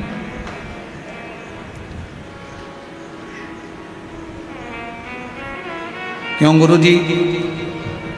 मान लो हम मंदिर ना जा पाए तो जो उपाय हमको करना है क्या वो हम हमारे घर में कर सकते हैं? क्यों नहीं?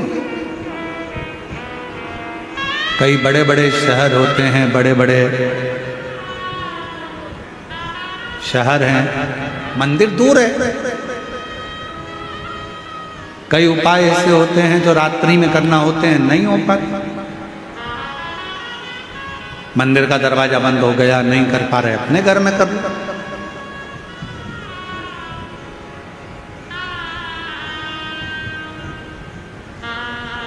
तुम जहां जैसे जब शिव को भज सकते हो, भज। शंकर भगवान का कार्य है आपके द्वार पर आकर आपका कल्याण करना, आपका उद्धार। ये शिव का, और कितनी सुंदर कथा है। तारकासुर के तीनों बेटे तारकाक्ष, विदुम्माली, कमलाक्ष की ने वर मांग लिया था भगवान ब्रह्मा जी से कि हमको 3 पुरियों का निर्माण कर दो, 3 महल बना दो, 3 नगर बसा दो हमारे, हम उस नगर में रहेंगे, उस मोहल्ले में रहेंगे, अपने क्षेत्र में अपनी पुरियों में रहेंगे, और ये वर दीजिए कि हम मरे तो तीनों एक साथ मरे।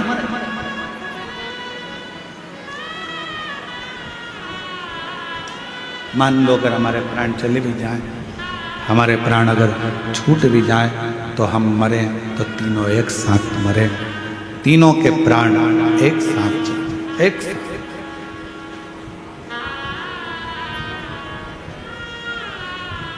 तथा 3 पुरियां बना ली। पुरी का मतलब मालूम है ना? अरे जम के तो बोलो। नगर खाने वाली होती है पूड़ी, और नगर को बोलते हैं पुरी।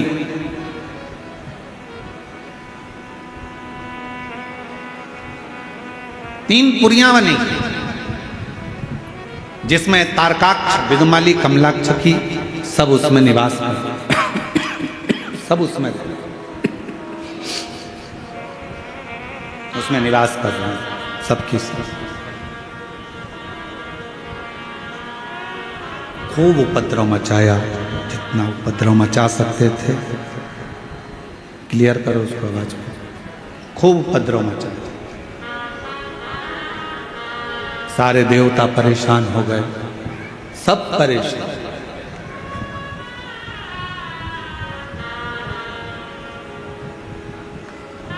तब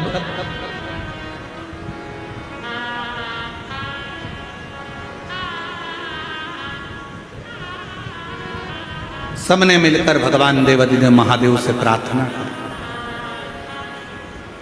सबने मिलकर प्रार्थना करी, हे शंभु, हे त्रिकालदर्शी, हे करुणा सागर, हे दया सागर, दुनिया का कल्याण करने वाले हे शिव, कृपा कर। कि नमामि शमीशान निर्वाण रूपम विभुं व्यापकं वेद स्वरूपं नमामि निर्वाण रूपं विभुं व्यापकं ब्रह्मवेदस्वरूपम् ॐ नमः शिवाय। ॐ नमः शिवाय। ॐ नमः शिवाय। ॐ नमः शिवाय। नमामि शमीशाय निर्वाणरूपं विभुं व्यापकं ब्रह्मवेदस्वरूपम् ॐ नमः शिवाय। ॐ नमः शिवाय। ॐ नमः शिवाय। ॐ नमः शिवाय। शिव जी प्रसन्न हो गए। मांगो क्या चाहिए? देवता इतने एकत्रित होकर आए, आप सब एकत्रित होकर आए हो, क्या चाहिए? शिव महापुराण में, स्कंद पुराण में और लिंग पुराण में, तीनों में एक बात एक जैसी मिलती है कि शंकर भगवान अपनी कथा में, शंकर भगवान अपने मंदिर में और शंकर भगवान अपने 12 ज्योतिर्लिंग में उसी को बुलाते हैं जिसका कल्याण करना होता है।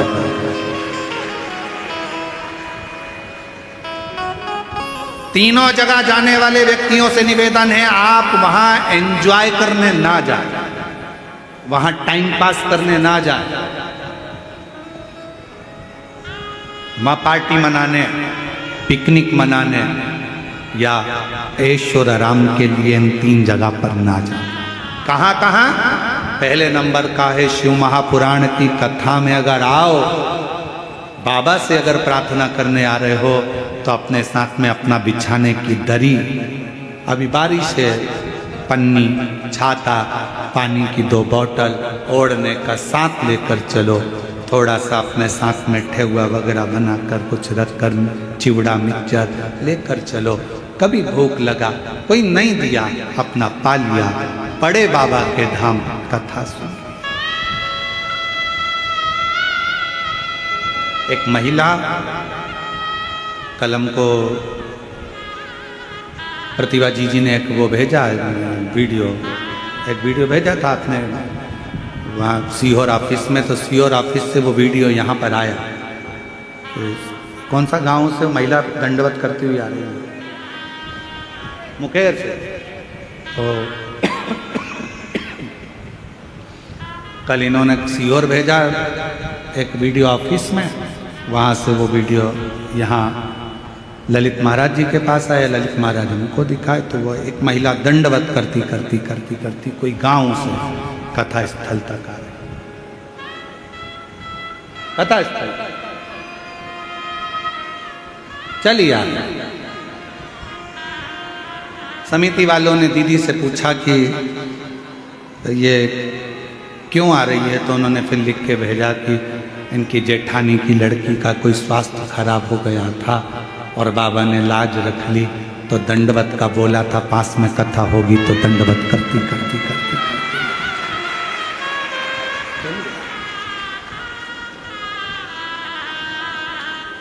विश्वास। कथा में जाना तो ये सोच कर जाना कि वहां पर थोड़ा संघर्ष करना पड़ेगा, पानी भी आएगा, धूप भी आएगी, कीचड़ भी मिलेगा, हवा भी चलेगी, आंधी भी चलेगी, सब कुछ। अपनी रक्षा अपने को करना, अपनी सुरक्षा अपने को करना।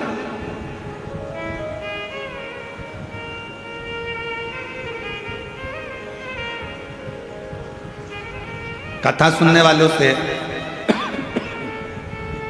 पंडाल में बैठने वालों से, पंडाल में आने वालों से निवेदन रहता है, आपका शरीर अच्छा रहे तो तीर्थ भी जाओ, मंदिर भी जाओ, कथा में भी जाओ।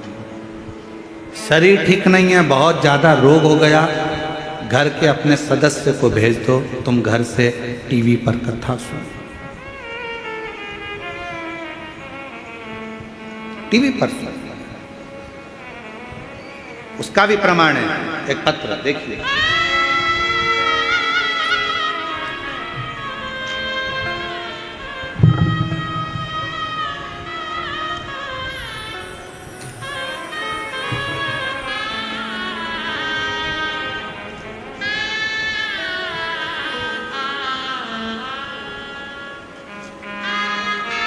मेरा नाम इंद्राणी साहू है। पति श्री सियाराम साहू, ग्राम बरघरा, जिला कवर्धा, छत्तीसगढ़ का निवासी हूँ।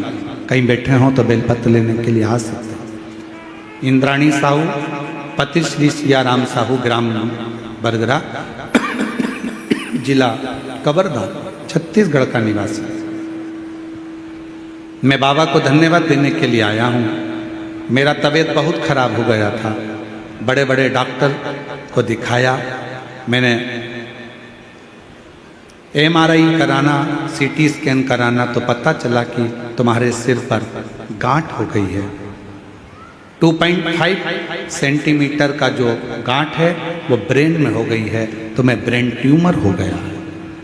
उसका ऑपरेशन करना पड़ेगा। खर्चा करीब 10 लाख रुपए का है। पत्र को आप लोग LED पर पढ़ रहे हैं सब लोग, बोलो तो। खर्चा करीब 10 लाख रुपए का लगेगा। डॉक्टर ने बताया ऑपरेशन के बाद कोई गारंटी नहीं है कि बचेगा या नहीं, होश में आएगा कि नहीं। मेरे परिवार वाले घबरा गए और मेरे पत्नी इंद्राणी साहू को अस्पताल, हॉस्पिटल से हम घर लेकर आए, क्योंकि हम छोटे किसान हैं। मेरे पास इतना पैसा नहीं था। मैंने अपने रिश्तेदार दीदी जीजा को फ़ोन से बताया, तब किसी को भी बोला, पर इतना धन की व्यवस्था किसी के पास नहीं थी। दीदी बोली तुम ऑपरेशन मत कराओ भैया, एक काम करते हैं, सीहोर चले जाते हैं। वहाँ पर प्रदीप मिश्रा जी रहते हैं सीहोर में, वहाँ कुबरेश्वर बाबा का पूजन करना। दीदी के गाड़ी किया और हम लोग सीहोर चले गए। कुबरेश्वर बाबा का पूजन करा, रुद्राक्ष लिया। पूजन करके रुद्राक्ष लेकर कंकर शंकर पूजा पाठ किया और 2 दिन दर्शन करने के बाद से प्रार्थना किया, बाबा मेरी पत्नी का सिर पर गांठ है, उसे ठीक कर देना। हम लोग रुद्राक्ष लेकर घर आ गए। पत्नी रोज रुद्राक्ष को लोटे में जल में भर देती, भोले बाबा पर चढ़ाती, पीने लगी, बेलपत्र चढ़ा हुआ खाने लगी। 1 महीने के अंदर मेरी पत्नी के तबीयत में सुधार आने लगा और मैंने दूसरी बार जांच कराने पर पता चला कि गांठ गल चुकी है, पत्नी बिल्कुल ठीक हो चुकी है। अब उसको गांठ नहीं। एक पत्र और है,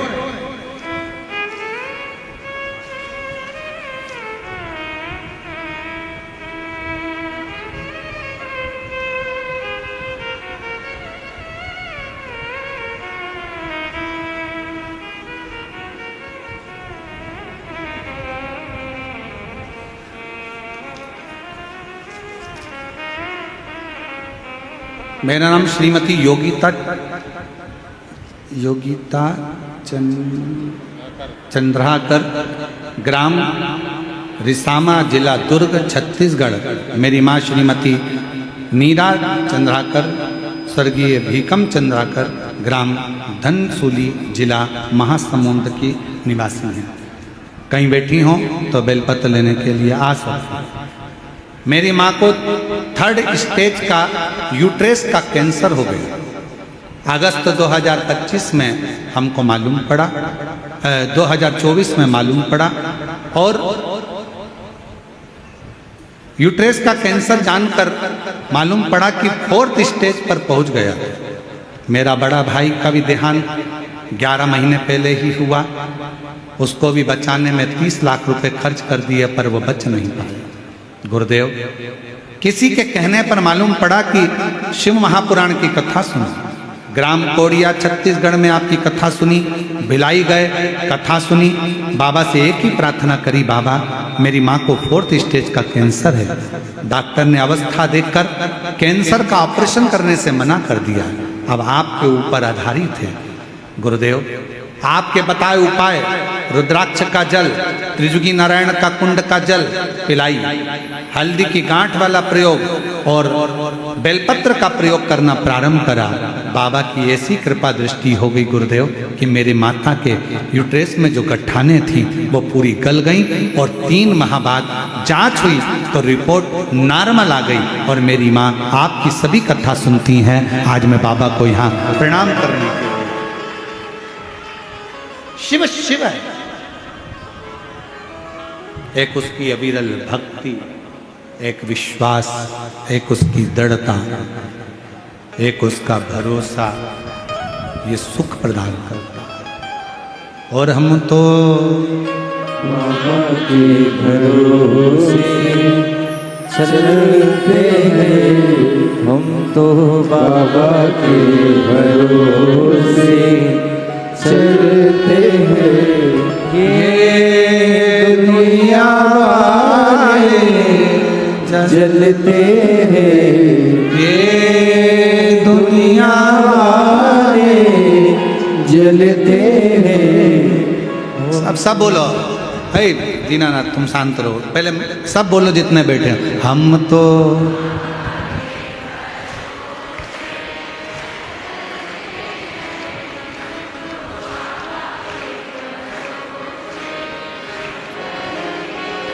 ये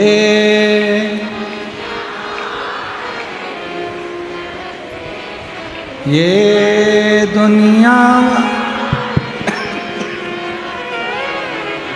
हम तो बाबा के भरोसे चलते हैं, डमरू वाले के भरोसे चलते हैं। उसके आश्रित होकर चलो। हमें किसी के आश्रित नहीं होना है, हमें उसके आश्रित।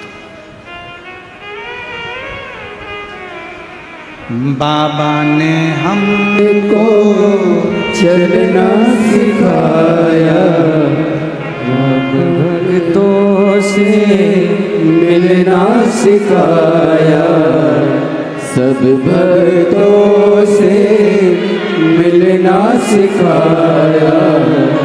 हम तो सीना ताने के चलते हैं, हम तो सीना ताने के चलते हैं। ये दुनिया वाले जलते हैं, ये दुनिया वाले जलते हैं। हम तो बाबा के भरोसे चलते हैं, हम तो बाबा के भरोसे चलते हैं। मंदिर, शिव महापुराण की कथा और तीर्थ एंजॉय के लिए नहीं है,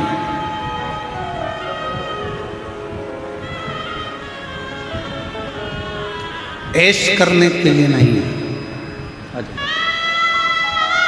मंदिर, शिव महापुराण की कथा और मेरे बाबा के तीर्थ भक्ति करने के लिए, भजन।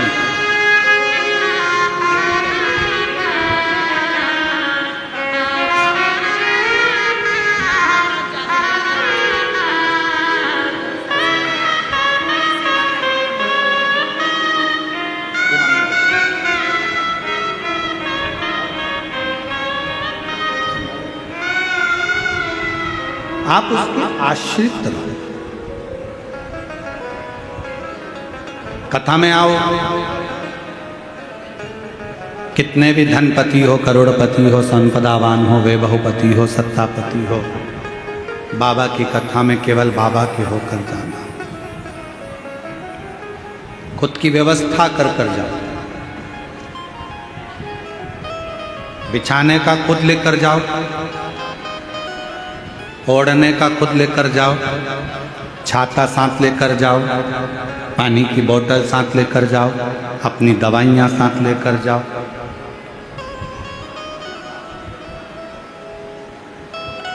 अपनी सेफ्टी अपने हाथ। जैसे गाड़ी चलाते समय पुलिस प्रशासन कहती है कि हेलमेट लगाओ, सीट बेल्ट लगाओ, इसमें फायदा किसका है? पुलिस वालों का इसमें फायदा नहीं, फायदा तुम्हारा है। हेलमेट लगाओगे तो सुरक्षित रहोगे, सीट बेल्ट लगाओगे तो सुरक्षित रहोगे। शिवपुराण कहती है तीर्थ करने के लिए कुबेरेश्वर बाबा के धाम पर अगर आ रहे हो, रात्रि में रुक रहे हो, कुबेरेश्वर बाबा के धाम पर आ रहे हो, रात्रि में रुक रहे हो, तो ये विचार मत करना कि वहाँ रहकर हम कोई गलत कार्य करें, कचरा फैलाएं, हम लोग कुछ गलत पदार्थों को खाएं पिएं। नहीं, बाबा के धाम में रहकर केवल बाबा की अविरल भक्ति को धारण करें। 12 ज्योतिर्लिंग का मध्य बिंदु है कुबेरेश्वर धाम, जहाँ पर दुनिया में एक ही स्थान है जहाँ कंकर शंकर के रूप में पूजा जाता है, वो कुबेरेश्वर बाबा है। जहाँ कंकर शंकर के रूप में पूजाता है, वो दुनिया का एक ही स्थान है।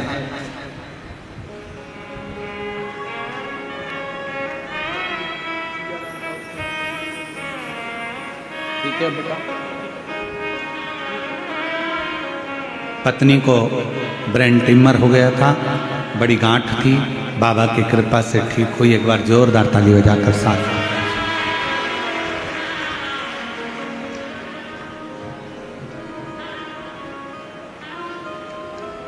तीर्थ में तीर्थ जैसा, मंदिर में मंदिर जैसा रहो, कथा में कथा जैसा।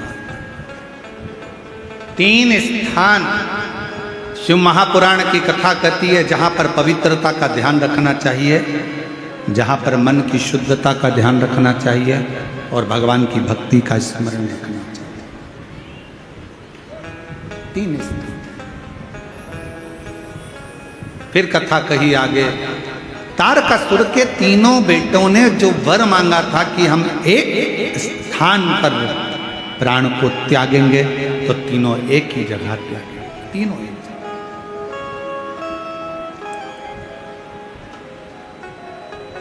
और मेरे ओघड़दानी, मेरे शंभु, मेरे त्रिकालदर्शी, मेरे कैलाशी अविनाशी भगवान शिव के लिए देवताओं ने फिर उच्चारा, नमामि शमीशा निर्वाण रूपम विभुं व्यापकं वेद स्वरूपम।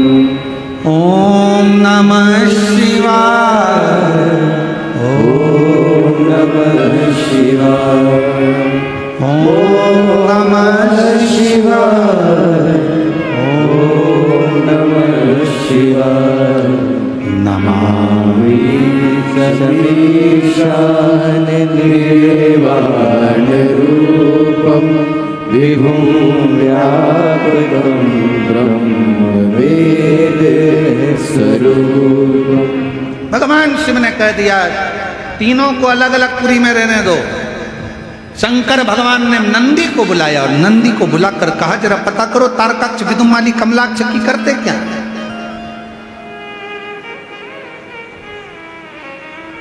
जितने असुर हुए, जितने राक्षस हुए, सारे राक्षसों की लिस्ट निकाल कर देखना। छत्तीसगढ़ वालों, मेरी जीजियों, मेरे जीजाओं, एक एक राक्षस की लिस्ट निकाल कर देखना। राक्षसों के द्रोही दुश्मन रहे होंगे भगवान।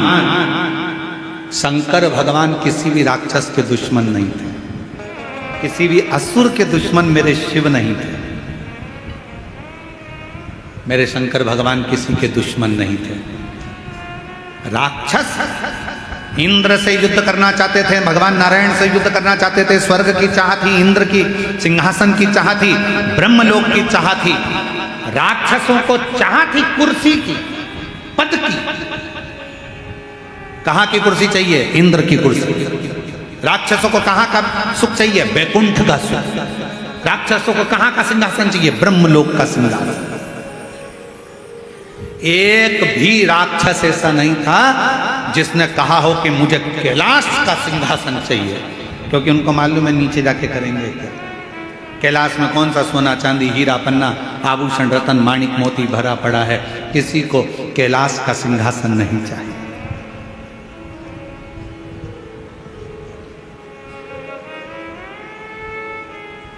आज लोगों को शिव महापुराण में थोड़ी सी तकलीफ क्यों होती है? क्यों? शंकर भगवान की कथा वाचने वाले के पीछे लोग पड़े रहते हैं, तुम्हें मालूम तो है। कारण क्या है? उसका कारण केवल एक है, पहले के समय में लोग कुछ ना कुछ करते रहते थे। आज के समय में कोई किसी के पास नहीं जा रहा। थोड़ा सा भी दुख आता है तो लोग मोबाइल पर कथा सुन लेते हैं, शिव पुराण, और एक लोटा जल भरकर शंकर के मंदिर चले जाते हैं और उनका दुख कट जाता है। उनकी तकलीफ मिट रही है, उनका कष्ट मिट रहा है। थोड़ा सा घर में से एक चावल का दाना उठाया, शंकर के मंदिर पहुंच गए। बेलपत्री मंदिर की उठाई, धोकर फिर चढ़ा दी, भगवान ने सुन लिया। एक लोटा जल चढ़ा दिया, भगवान ने सुन लिया। वो भाई ने लिखा अपने पत्र में, मेरे पास में किसान आदमी, 10 लाख रुपए नहीं है मेरे पास ऑपरेशन कराने के।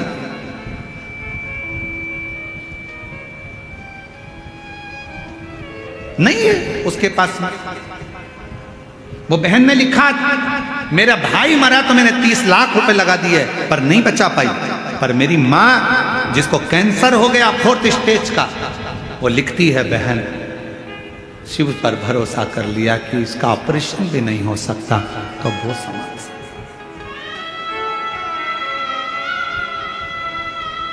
आज के लोगों को इसी बात का बुरा लगता है कि पहले कमाई के बहुत सारे स्रोत थे, बहुत तरह की दुकानें चलती थी, पर शिव महापुराण जब से चालू हुई है सारे बेकार के धंधे बंद कर दिए। केवल एक लोटा जल दुनिया का कल्याण करे जा रहा है। केवल एक लोटा जल दुनिया का कल्याण करते जा रहा है।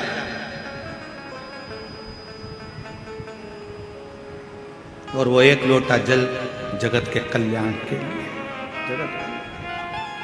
जगत स्मरण के लिए।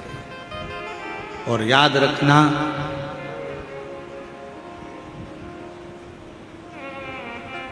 बहुत ऊंचाइयों पर चढ़ोगे और आगे बढ़ने का प्रयास करते रहोगे तो तुम्हें धक्के तो बहुत लगेंगे। शिव जी ने नंदी से पूछा, जरा पता कर कराओ कि तारकाक्ष, विदुम्माली, कमलाक्ष की करते क्या हैं। नंदी गए, एक सुंदर